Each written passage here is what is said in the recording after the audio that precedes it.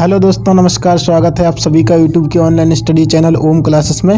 दोस्तों, आज हम एसएससी जीडी पार्ट 6 के बारे में बात करने जा रहे हैं। पार्ट 5 इसके पहले में अपलोड कर चुके हैं। तो दोस्तों, इसमें बहुत ही महत्वपूर्ण क्वेश्चनों को अपलोड किया गया है और दोस्तों ये क्वेश्चन बहुत ही महत्वपूर्ण। तो दोस्तों, प्रत्येक क्वेश्चन आपको अटेंड करना है, कोई भी क्वेश्चन आपको स्किप नहीं करना है। दोस्तों, यही क्वेश्चन पेपर में आने वाले हैं जो कि एग्जाम 14 जनवरी से होने वाला है। प्रत्येक क्वेश्चन आपके लिए बहुत महत्वपूर्ण है। तो दोस्तों, चैनल से जुड़ जाइए और चैनल को सब्सक्राइब कर लें और बेल बटन को दबाएं। तो चलिए दोस्तों, शुरू करते हैं आज के प्रश्नों को। तो दोस्तों, आज का पहला प्रश्न क्या है? कांग्रेस की पहली महिला अध्यक्ष कौन थी? तो कांग्रेस की पहली महिला अध्यक्ष के बारे में पूछा गया है, तो कौन थी? तो दोस्तों, आशा करता हूं कि आपने सही आंसर बी लगाया होगा। तो बी आंसर इसका सही आंसर है। एनी बेसेंट जो है कांग्रेस की पहली महिला अध्यक्ष थी। तो सही आंसर हमारा हो जाएगा बी आंसर हो जाएगा। ठीक है दोस्तों, और बात करें ये भी क्वेश्चन आ सकता है, राजकुमारी अमृत कौर। अमृत कौर के बारे में बात करें तो ये जो है स्वतंत्र भारत की प्रथम क्या थी? स्वास्थ्य मंत्री थी। ठीक है, यदि स्वास्थ्य मंत्री पूछा जाए तो ये स्वास्थ्य मंत्री रही हैं। और विजय लक्ष्मी पंडित की बात करें तो विजय लक्ष्मी पंडित जो है संयुक्त राष्ट्र महासभा की पहली महासभा की पहली महिला अध्यक्ष रही। ठीक है, तो ये भी आपको बहुत इम्पोर्टेंट है कि संयुक्त राष्ट्र महासभा की पहली महिला अध्यक्ष कौन रही? तो वो कौन रही हैं? विजय लक्ष्मी पंडित रही हैं। ठीक है, तो इसका सी हो जाएगा। और अमृता श्रीगल जो है एक चित्रकार हैं। तो हमारा सही आंसर क्या हो जाएगा? कांग्रेस की पहली महिला अध्यक्ष जो है कौन थी? एनी बेसेंट थी। तो सही आंसर हमारा है बी आंसर। नेक्स्ट क्वेश्चन को देखते हैं। नेक्स्ट क्वेश्चन है, ओजोन परत पाई जाती है। तो ओजोन की परत कहाँ पाई जाती है? तो दोस्तों, ओजोन की परत पाई जाती है आपकी कहाँ पर पाई जाती है? समताप मंडल में पाई जाती है। ठीक है, इसका हो जाएगा समताप मंडल में जो है ओजोन की परत पाई जाती है। तो समताप मंडल दोस्तों किसे कहा जाता है? ट्रोपोस्फेयर, स्ट्रेटोस्फेयर या आयनोस्फेयर। तो सही आंसर आपका क्या हो जाएगा? बी आंसर आपका सही आंसर हो जाएगा स्ट्रेटोस्फेयर, जो कि दोस्तों इंग्लिश में लिख दिया गया है। इंग्लिश में इसको स्ट्रेटोस्फेयर कहा जाता है समताप मंडल को। ट्रोपोस्फेयर जो है, ट्रोपोस्फेयर एक क्षोभ मंडल होता है और आयनोस्फेयर जो है आयन मंडल होता है। ठीक है, तो इनको दोस्तों इंग्लिश मीनिंग में आपको याद रखना है, ताकि कभी कभी इंग्लिश में क्वेश्चन पूछ दिया जाता है। तो दोस्तों, इसका बी आंसर हमारा हो जाएगा। ओजोन परत पाई जाती है आपकी समताप मंडल में। ठीक है, और मौसम की सभी घटनाएं कहाँ होती हैं? तो वो ट्रोपोस्फेयर में होती हैं। ठीक है, यानी क्षोभ मंडल में होती हैं। तो दोस्तों, बहुत ही महत्वपूर्ण क्वेश्चन है। नेक्स्ट क्वेश्चन को देखते हैं। नेक्स्ट क्वेश्चन है, दिए गए उदाहरण में कौन सा रासायनिक अभिक्रिया का उदाहरण नहीं है? तो कौन सा रासायनिक अभिक्रिया का उदाहरण नहीं है? तो क्या हो जाएगा दोस्तों? खाना पकाना, मौसम का बदलना, सब्जियों का सड़ना या लोहे पर जंग लगना। तो दोस्तों, हमारा सही आंसर क्या हो जाएगा? आशा करता हूं दोस्तों आपने वी आंसर लगाया होगा कि मौसम का बदलना जो है एक रासायनिक अभिक्रिया नहीं है, ये क्या है? भौतिक अभिक्रिया। ठीक है, बाकी खाना का पकाना, ठीक है, और सब्जियां का सड़ना और फल लोहे पर जंग लगना, ये सभी क्या होती हैं? रासायनिक अभिक्रियाएं होती हैं। ठीक है, रासायनिक अभिक्रियाएं क्या होती हैं? जिसमें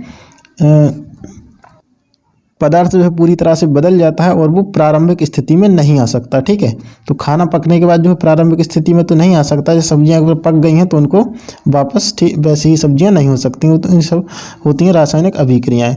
जैसे कि और भौतिक क्रियाएं क्या होती हैं? जैसे कि बर्फ़ का पिघलना, जैसे बर्फ़ को यदि पिघला दिया जाए तो वो क्या बन जाएगा? लिक्विड बन जाएगा। ठीक है, यदि इसको हम वापस लाना चाहें तो इसको फिर से ठंडा करके बर्फ़ में बदला जा सकता है। ठीक है, तो प्रारंभिक स्थिति इसमें वापस आ जाती है, वो क्या होती है? भौतिक अभिक्रिया होती है। ठीक है, और जो प्रारंभिक स्थिति इसमें वापस नहीं आती है वो सब क्या होती हैं? वो रासायनिक अभिक्रियाएँ होती हैं। ठीक है, तो ये दोस्तों एक पता लगाने का सही तरीका है, इससे हम सही आंसर का पता लगा सकते हैं। जैसे फल सब्जियां सड़ जाती हैं तो वापस स्थिति में तो नहीं आ सकती हैं, तो ये क्या होती है? रासायनिक अभिक्रिया होती है। जैसे लोहे पर जंग लगना, ये भी एक रासायनिक अभिक्रिया होती है। नेक्स्ट क्वेश्चन हमारा हो जाएगा। नेक्स्ट क्वेश्चन क्या है? निम्नलिखित में कौन सा सही सुमेलित नहीं है? तो सही कौन सा इसमें सुमेलित नहीं है? नांगल बांध यानी भाखड़ा नांगल बांध जो है कहाँ पर है? सतलज नदी पर है, तो सही है। नागार्जुन सागर बांध कहाँ पर है दोस्तों? तो ये गलत हो जाएगा। ये कहाँ पर है? नागार्जुन सागर बांध जो है कृष्णा नदी पर है। ठीक है, तो ये आंसर क्या पर होना चाहिए था? यहाँ पे कृष्णा नदी होना चाहिए था। ठीक है, तो इसमें बी आंसर हो जाएगा। और बाकी सी की बात करें, सरदार सरोवर परियोजना नर्मदा नदी पर है, तो ये तो एकदम सही है। और हीराकुंड महानदी पर है। ठीक है, तो ये तीनों जो है सही है।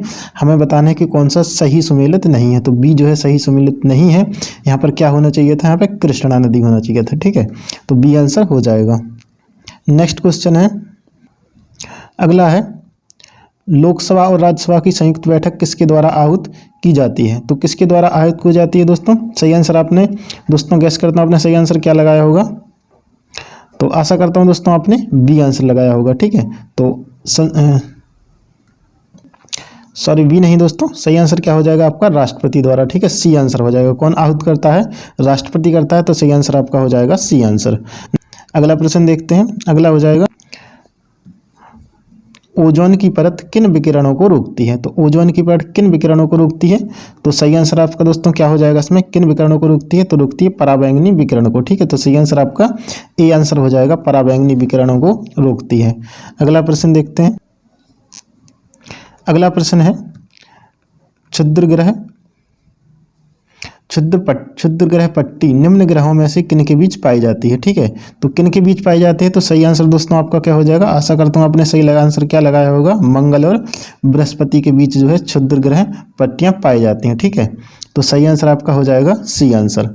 अगला प्रश्न है, अगला है, भारतीय संविधान के निम्नलिखित अनुच्छेदों में से कौन सा अनुच्छेद राज्य सरकारों को ग्राम पंचायतों को संगठित करने का निर्देश देता है? तो कौन सा जो है ग्राम पंचायतों से संबंधित है? तो दोस्तों सही आंसर आपका क्या हो जाएगा? अनुच्छेद हो जाएगा बी, यानी अनुच्छेद 40 आपका सही आंसर हो जाएगा। ठीक है, ग्राम पंचायत से संबंधित है। ठीक है, बी की बात करें, अनुच्छेद जो है उपचारों का अधिकार है, और 48 जो है क्या है? एक कृषि एवं पशुपालन से संबंधित है। ठीक है, कृषि एवं पशुपालन वगैरह इसमें आते हैं। और 51 की बात करें तो अंतर्राष्ट्रीय शांति एवं सुरक्षा से संबंधित है, अंतर्राष्ट्रीय शांति सुरक्षा। ठीक है, अगला प्रश्न आपका हो जाएगा, अगला है, अकाल में सारस पुस्तक के लेखक कौन है? तो अकाल में सारस पुस्तक किसके द्वारा लिखी गई है? दोस्तों सही आंसर आपका क्या हो जाएगा? सही आंसर आपका हो जाएगा केदारनाथ सिंह। ठीक है, केदारनाथ सिंह, यानी बी आंसर, केदारनाथ सिंह द्वारा जो है अकाल में सारस पुस्तक लिखी गई है। तो सही आंसर आपका हो जाएगा बी आंसर। नेक्स्ट क्वेश्चन देखते हैं, नेक्स्ट है, खतरे के संकेत के लिए लाल प्रकाश का प्रयोग क्यों किया जाता है? ठीक है, जब खतरे का संकेत जो होता है उसमें हमेशा लाल यानी रेड लाइट का प्रयोग किया जाता है। तो दोस्तों सही आंसर क्या हो जाएगा? क्यों किया जाता है? क्योंकि जो है लाल जो है प्रकाश का प्रकीर्णन सबसे कम होता है। ठीक है, सबसे कम प्रकीर्णन होने के कारण जो है इसका प्रयोग किया जाता है। ठीक है, प्रकीर्णन यानी कम फैलता है। ठीक है, इसलिए इसका प्रयोग किया जाता है, और ये साफ दिखाई देता है। धूप हो या जैसा भी उजाला हो उसमें जो है हमेशा साफ दिखाई देता है रेड लाइट। तो सही आंसर आपका हो जाएगा डी आंसर। नेक्स्ट है, भारत का अंतरिक्ष स्पेस रॉकेट लॉन्चिंग केंद्र कहाँ है? तो भारत का लॉन्चिंग केंद्र दोस्तों कहाँ है? बहुत ही इजी क्वेश्चन है, कहाँ पर है आपका? श्रीहरिकोटा आंध्र प्रदेश में। डी आंसर आपका सही आंसर हो जाएगा। नेक्स्ट क्वेश्चन को देखते हैं, नेक्स्ट है, निम्नलिखित में से कौन सा ग्रंथ कालिदास ने लिखा है? तो कौन सा कालिदास ने लिखा है? ऋतु संहार जो है कालिदास ने लिखा है। कुमार संभव, तो दोस्तों ये भी कालिदास द्वारा लिखा गया है। और अभी ज्ञान शकुंतलम जो है ये भी कालिदास द्वारा लिखा गया है। तो तीनों दोस्तों लिखे गए हैं। तो सही आंसर क्या हो जाएगा? D answer. उपर्युक्त सभी जो है कालिदास द्वारा लिखे गए हैं। ठीक है, तो सही आंसर आपका डी हो जाएगा। अगला प्रश्न देखते हैं, अगला प्रश्न क्या है? बेसबॉल के मैच में प्रत्येक पक्ष में कितने खिलाड़ी होते हैं? तो बेसबॉल में प्रत्येक पक्ष में आपके कितने खिलाड़ी होते हैं? तो दोस्तों आपका सही आंसर क्या हो जाएगा? आशा करता हूँ आपने डी आंसर लगाया होगा, यानी 9 खिलाड़ी होते हैं बेसबॉल के प्रत्येक पक्ष में। ठीक है, डी आंसर आपका हो जाएगा। अगला प्रश्न देखते हैं, अगला प्रश्न है, भारतीय संविधान में राज्य के नीति निर्देशक सिद्धांत को किस भाग में अंकित किया गया है? तो नीति निर्देशक सिद्धांत जो है भारतीय संविधान के किस भाग में है ये बताना है। तो दोस्तों आशा करता हूँ आपने डी आंसर लगाया होगा। नीति निर्देशक सिद्धांत जो है भाग 4 में है। ठीक है, और फर्स्ट भाग में क्या है दोस्तों? फर्स्ट भाग में जो है संघ राज्य और राज्य क्षेत्र, संघ और राज्य क्षेत्र है। ठीक है, और बी की बात करें यानी पार्ट 2 में जो है क्या है? पार्ट 2 में 5 से 11 तक अनुच्छेद हैं, और इसमें क्या है 1 से लेकर 4 तक अनुच्छेद हैं भाग फर्स्ट में। और ये काहे संबंधित है दोस्तों, ये आपका नागरिकता से संबंधित है। ये क्वेश्चन बहुत ही पूछा जाता है, तो ये आपको याद रखना है, नागरिकता से संबंधित है। और 3 की बात करें तो ये इसमें क्या होता है, 1 मिनट दोस्तों, 5 से 11 हो जाएगा, ठीक है, 5 से 11 जो है हो जाएगा। और अगला क्या है, 12 से 35 जो है भाग 3 है। इसमें क्या है, आपके मौलिक अधिकार हैं, ठीक है, फंडामेंटल राइट इसमें है, सभी आपको याद रखना है, ठीक है, ये बहुत ही इंपॉर्टेंट हो जाएंगे। तो मौलिक अधिकार कितने हैं, भाग 3 में है, भाग 2 में नागरिकता है, भाग 1 में संघ और राज्य क्षेत्र, भाग 4 में आपका हो जाएगा नीति निर्देशक सिद्धांत। तो चलिए दोस्तों अगला क्वेश्चन देखते हैं। दिल्ली सल्तनत का प्रसिद्ध कवि जिसे हिंदुस्तान का तोता कहा जाता है, तो किसे कहा जाता है दोस्तों, सही आंसर आपका क्या हो जाएगा, बी आंसर आपका सही आंसर हो जाएगा। अमीर खुसरो को जो है हिंदुस्तान का तोता दिल्ली सल्तनत द्वारा इसे नवाजा गया था, ठीक है। अगला प्रश्न हम देखते हैं, अगला क्या हो जाएगा, यांत्रिक ऊर्जा को विद्युत ऊर्जा में परिवर्तित करता है, तो यांत्रिक ऊर्जा को विद्युत ऊर्जा में परिवर्तित कौन करता है दोस्तों, तो सही आंसर आपका क्या हो जाएगा, सही आंसर हो जाएगा आपका डायनमो, डायनमो, ठीक है। डायनमो जो है यांत्रिक ऊर्जा को जो है विद्युत ऊर्जा में बदल देता है, ठीक है। इस पर जो कार्य होता है वो कार्य बदल जाता है, वो बदल जाता है आपका विद्युत ऊर्जा में, ठीक है। तो सही आंसर आपका हो जाएगा सी आंसर। अगले क्वेश्चन को देखते हैं। अगला प्रश्न है, मैसूर की संधि कब हुई, तो मैसूर की संधि दोस्तों कब हुई थी, सही आंसर आपका हो जाएगा, मैसूर की संधि हुई थी 1799 में, ठीक है। 1799 में जो है आंग्ल मैसूर जो युद्ध हुआ था 1799 का, इसमें हुई थी मैसूर की संधि। और 1769 की बात करें तो सबसे पहले हुई थी मद्रास की संधि, ठीक है, मद्रास की संधि, प्रथम आंग्ल मैसूर युद्ध इससे समाप्त होता है मद्रास की संधि के साथ। उसके बाद जो है अगली 1784 में जो द्वितीय आंग्ल मैसूर युद्ध होता है उसमें जो है होती है मंगलौर की संधि, ठीक है।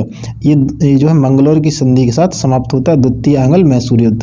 और तीसरा जो है किसके साथ समाप्त होता है, जो 1792 में होती है, वो होती है श्रीरंगपट्टनम की संधि, ठीक है, श्रीरंगपट्टनम की संधि। तो ये चारों संधि आपको याद रखना है, ठीक है। पहली मद्रास की संधि, दूसरी मैंगलोर की, तीसरी श्रीरंगपट्टनम और चौथी हो जाएगी आपकी 1799 हो जाएगी मैसूर की संधि, ठीक है।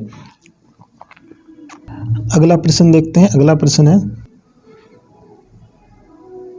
अगला है पानीपत की पहली लड़ाई बाबर ने किसको हराया था, पहली लड़ाई में जो है बाबर ने किसको हराया था। तो दोस्तों बहुत ही इजी क्वेश्चन है, आपने लगा लिया होगा सही आंसर, किसे हराया था, इब्राहिम लोदी को हराया था, ठीक है। तो सही आंसर क्या हो जाएगा आपका, 1526 में जो है पानीपत की प्रथम लड़ाई हुई थी, ठीक है, और इसमें जो है बाबर ने इब्राहिम लोदी को पराजित किया था। तो चलिए अगला क्वेश्चन देखते हैं। अगला प्रश्न क्या है, यूनेस्को की स्थापना कब हुई, तो यूनेस्को की स्थापना कब हुई थी दोस्तों, यूनेस्को को सही आंसर आपका हो जाएगा ए आंसर, 16 नवंबर 1945 को जो है यूनेस्को की स्थापना हुई थी। और इसकी मुख्यालय की बात कर लें दोस्तों, मुख्यालय भी आपको याद रखना है, कहाँ पर है आपका मुख्यालय हो जाएगा यूनेस्को में, ठीक है, यूनेस्को पेरिस, यूनेस्को पेरिस में जो है इसका मुख्यालय है, कहाँ पर है आपका यूनेस्को का, पेरिस में, ठीक है, पेरिस यानी फ्रांस, ठीक है, फ्रांस में इसका मुख्यालय है। तो सही आंसर आपका हो जाएगा ए आंसर, 16 नवंबर 1945 में इसकी स्थापना हुई थी, इसका मुख्यालय हो जाएगा पेरिस फ्रांस में, ठीक है। अगला प्रश्न को देखते हैं। तो दोस्तों आज का अगला और आखिरी प्रश्न हमारा क्या है, भारत की एंटी टैंक मिसाइल है, तो भारत की एंटी टैंक मिसाइल आपकी कौन सी है, आकाश, अग्नि, नाग या पृथ्वी। तो सही आंसर आपका हो जाएगा नाग जो है भारत की एंटी टैंक मिसाइल है, ठीक है। तो दोस्तों ये इंपॉर्टेंट है बहुत ज़्यादा। और आकाश की बात कर लें तो आकाश दोस्तों क्या है, ये जमीन से हवा में मार करने वाली एक प्रक्षेपास्त्र है, ठीक है, जमीन से हवा में मार करने वाली, ठीक है। और अग्नि की बात करें तो अग्नि क्या है, ये जो है जमीन पर मार करने वाली है, ठीक है, जमीन से जमीन पर मार करने वाली, ठीक है। और इसकी पृथ्वी की बात करें तो ये भी जो है जमीन से जमीन पर मार करने वाला एक प्रक्षेपास्त्र है। तो दोस्तों ये पूछ लिए जाते हैं कि आकाश जो है जमीन से जमीन पर मार करने वाली है, जमीन से हवा पर मार करने वाली है, तो इस टाइप के क्वेश्चन ही पूछ लिए जाते हैं, तो ये भी आपको याद रखना है, ठीक है। तो दोस्तों ये थे आज के बहुत ही महत्वपूर्ण प्रश्न। दोस्तों वीडियो अच्छी लगी हो तो चैनल को सब्सक्राइब जरूर कर लें और बेल बटन को दबा लें। दोस्तों प्रत्येक क्वेश्चन बहुत ही इंपॉर्टेंट है, दोस्तों सारे पार्ट आप देख लीजिए, आपका सिलेक्शन पक्का हो जाएगा, हर क्वेश्चन आपके लिए बहुत ही महत्वपूर्ण